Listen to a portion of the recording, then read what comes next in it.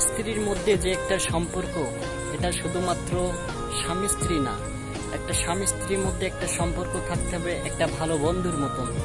যখন তার স্বামী বিপদে পড়বে, স্ত্রী তার বিপদের পাশে যেয়ে দাঁড়াবে। যখন তার স্ত্রী বিপদে পড়বে, তখন তার স্বামী তার পাশে যেয়ে দাঁড়াবে। এটাই হচ্ছে একটা স্বামী স্ত্রীর একটা সম্পর্ক, একটা বন্ধুত্বের সম্পর্ক।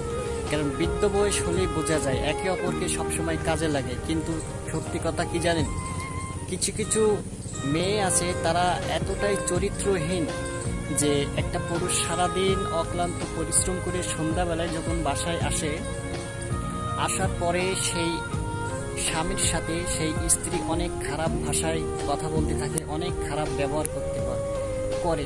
তাহলে সেই স্বামীর করণীয় তখন কি থাকবে?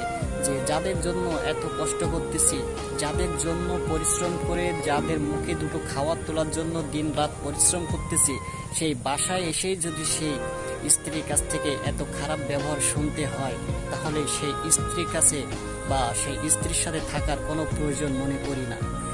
আর সব থেকে বড় কথা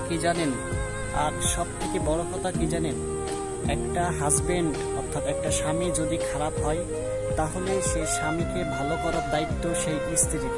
স্ত্রী সবসময় তার জন্য দোয়া করবে, তাকে ভালো পরামর্শ দেবে, তার সাথে ভালো ব্যবহার করবে। একটা স্বামী যদি নেশা করে, মদ খায়, গাঁজা খায় বা পরকীয়ায় আসক্ত হয়, তাহলে সেই দায়িত্ব থাকবে সেই স্ত্রীর, যদি না স্ত্রীটা নেককার এবং সৎ হয়।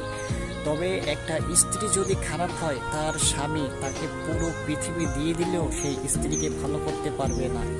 কারণ আপনি এখনকার সময় জাস্টিফাই করে দেখবেন, অধিকাংশ ডিভোর্স কিন্তু মেয়েরাই দিচ্ছে।